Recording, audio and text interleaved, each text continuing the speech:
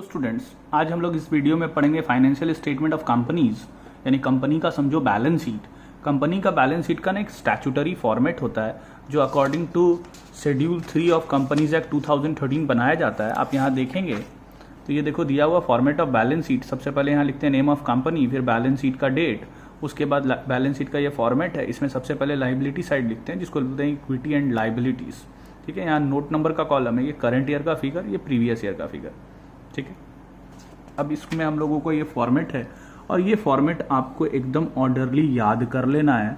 इसमें एक भी आइटम ऊपर नीचे नहीं होना चाहिए, तो ये आपको पूरा रट लेना है। ठीक है, अब ये जो हम क्रॉस किए हैं ये आपको इस जो क्रॉस किया हुआ आइटम है उससे प्रैक्टिकल क्वेश्चंस एग्जाम में नहीं पूछा जाता है, लेकिन आपको जब ऑर्डर याद करना है तो पूरा याद करना है। हम इसका पीडीएफ आपको डिस्क्रिप्शन बॉक्स में एक लिंक दे देंगे, वहां से आप डाउनलोड कर लीजिएगा। ठीक है, आपको पूरा ऑर्डरली याद करना है, ये ध्यान रखिएगा, उसके बाद ही आप इसमें आगे बढ़ पाइएगा। अब जैसे यहाँ क्या है, सबसे पहले है शेयर कैपिटल। तो शेयर कैपिटल क्या होता है, तो कंपनीज का जो कैपिटल होता है उसको हम लोग शेयर कैपिटल बोलते हैं। फिर आते हैं reserves and surplus. Reserves and surplus में सारे रिजर्व्स आते हैं, general reserve, capital reserve, security premium reserve, capital redemption reserve, यानी कोई भी रिजर्व होता है वो रिजर्व एंड सरप्लस के अंदर आता है। फिर यहाँ long term borrowings. Long term borrowings मतलब जो 12 महीने से ज्यादा समय के लिए हम लोग लोन लिए होते हैं वो लॉन्ग टर्म बोरोइंग्स होता है, चाहे वो बैंक से हो या किसी अदर पार्टी से हो, कोई फाइनेंशियल इंस्टीट्यूशन से हो, डिबेंचर्स हो, पब्लिक डिपॉजिट्स हो, तो बॉन्ड्स हो, वो सब लॉन्ग टर्म बोरोइंग्स में आता है। लॉन्ग टर्म प्रोविजंस क्या, जो लंबे समय के लिए प्रोविजंस होता है, जैसे provision for employee benefits, gratuity, provident fund, ये सब इसमें आता है। ठीक है, फिर शॉर्ट टर्म बोरोइंग्स जो 12 महीने से कम समय के लिए लोन होता है, स्पेशली जैसे बैंक ओवरड्राफ्ट, कैश क्रेडिट, ये सब। ट्रेड पेबल्स में दो चीज होता है, क्रेडिटर प्लस बिल्स पेबल।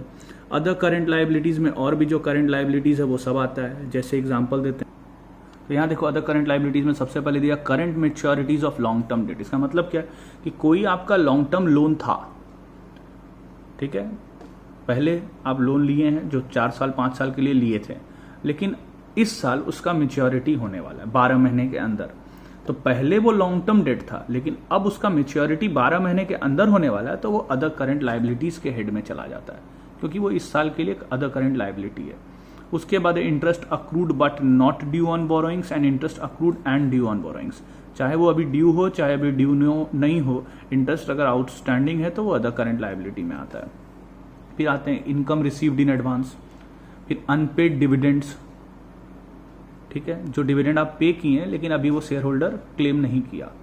ठीक है, उसके बाद यहाँ देखिए unpaid matured deposits and interest accrued thereon. मतलब क्या है, कोई पब्लिक डिपॉजिट है जो मैच्योरिटी हो गया लेकिन वो अभी हम लोग पे नहीं किए, तो वो और उसका इंटरेस्ट दोनों अदर करंट लाइबिलिटी में जाएगा।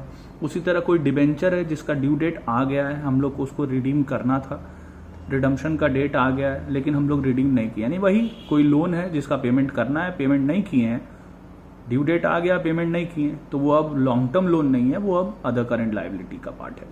उसी तरह फिर और दिया आउटस्टैंडिंग एक्सपेंस, कुछ भी expense, salary outstanding, rent outstanding, कुछ भी, कॉल्स इन एडवांस, इंटरेस्ट उसका, unclaim dividend, provident fund payable. देखो प्रोविडेंट फंड अगर है तो वो लॉन्ग टर्म प्रोविजंस है, लेकिन प्रोविडेंट फंड पेएबल है या जीएसटी पेएबल है तो ये अदर करंट लाइबिलिटीज। तो आपको ये आइटम्स ही याद करना, और सीबीएसई में तो एग्जाम में आइटम ही पूछ लेता है, 5 आइटम दे देता है, पूछता कौन सा किस में जाएगा, सिर्फ हेड बता दो। आईएससी में तो बनाने देता है बैलेंस शीट, सीबीएसई में तो सिर्फ आइटम पूछ लेता है कि हेड्स बताइए अब कहाँ जाएगा। हम एक एग्जाम्पल देके आपको बताएंगे अभी। उसके बाद का हेड है हम लोग का शॉर्ट टर्म प्रोविजंस। अब शॉर्ट टर्म प्रोविजंस में क्या आता है, तो provision for doubtful debts, provision for tax. ठीक है, ये सब हो गया हमारा शॉर्ट टर्म प्रोविजंस। फिर उसके बाद है फिक्स एसेट्स। फिक्स एसेट्स में टेंजिबल एसेट्स। टेंजिबल एसेट्स मतलब वो सारा एसेट्स जिसको हम लोग छू सकते हैं, देख सकते हैं और वो लंबे समय के लिए हमारे पास है, जैसे land, building, plant, machine, furniture, vehicle, ये सब। उसी तरह इनटेंजिबल एसेट्स में होता है गुडविल, पेटेंट, कॉपीराइट, ट्रेडमार्क, ये सब याद कर लीजिएगा। ठीक है, इस चैप्टर में जब आगे बढ़ेंगे तो आप देखेंगे एग्जामिनेशन नोट्स दिया हुआ है, और इस एग्जामिनेशन नोट्स में वो सब आइटम्स के लिए कुछ दिया हुआ है। ठीक है, तो आप इसको आप एग्जामिनेशन नोट्स को देख लीजिएगा, हम सब पीडीएफ दे देंगे आज। ठीक है, आप अगर बुक है तो उससे देख लीजिएगा, नहीं तो फिर आप पीडीएफ से डाउनलोड करके देख लीजिएगा। तो ये एग्जामिनेशन नोट्स आप याद कर लेना, इससे आपको पता चल जाएगा कौन सा आइटम किस में जाता है। ठीक है, और हम कुछ अलग से और आइटम्स भी दे देंगे, वो भी आप देख लीजिएगा। देखो सीबीएसई में तो इसी तरह का क्वेश्चन आ जाता है डायरेक्ट एकदम कि सन्ड्री डेटर्स कहाँ जाएगा, ये बताओ कौन से हेड में। तो सन्ड्री डेटर हम लोग का है करंट एसेट्स, और उसमें भी सब हेड होता है, उसमें जाता है वो ट्रेड रिसीवेबल्स में। तो देखो ऐसे लिखेंगे करंट एसेट्स ट्रेड रिसीवेबल्स। हम आपको हेड दिखाते हैं, अब आपको समझ में आएगा। ये देखो, ये हमारा करंट एसेट्स है और इसके अंदर यहाँ ट्रेड रिसीवेबल, तो सन्ड्री डेटर्स इसमें आता है। तो वही आपसे पूछ रहा है। तो मेजर हेड हो गया करंट एसेट्स, सब हेड हो गया ट्रेड रिसीवेबल्स। फिर दूसरा देखो पेटेंट्स एंड ट्रेडमार्क्स। तो पेटेंट्स तो फिक्स एसेट्स है, लेकिन फिक्स एसेट्स में वो जाएगा इनटेंजिबल एसेट्स।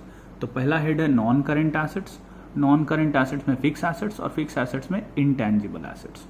ठीक है। फिर है shares in DCM limited. Shares है यानी ये इन्वेस्टमेंट्स है, तो ये भी नॉन करंट एसेट्स है और नॉन करंट एसेट्स में इन्वेस्टमेंट्स है, नॉन करंट इन्वेस्टमेंट्स। देखो नॉन करंट एसेट्स का दो हेड है, पहले एसेट्स में आते हैं non current assets, non current assets में fix assets, non current investment. तो फिक्स एसेट्स में टेंजिबल और इंटेंजिबल होता है, टेंजिबल में सारा फिक्स एसेट्स जो दिखता है, इंटेंजिबल जो दिखता नहीं है, और नॉन करंट इन्वेस्टमेंट में सारा शेयर वगैरह हम अगर लोग जो खरीदते हैं वो आता है। तो यही है। उसके बाद बिल रिसीवेबल, तो ये है हमारा करंट एसेट्स, करंट एसेट्स में ये जाता है ट्रेड रिसीवेबल्स। तो उसी तरह तो सीबीएसई में आपसे यही आइटम पूछेगा कौन सा किस में जाएगा, तो आपको ये याद करना होगा। जब आप याद कर लीजिएगा तो ईजिली हो जाएगा। तो अब आज हम डिस्क्रिप्शन बॉक्स में पीडीएफ दे देंगे, आप जरूर से डाउनलोड करके उसको याद करें, बाकी हम लोग आगे बनाना सीखेंगे।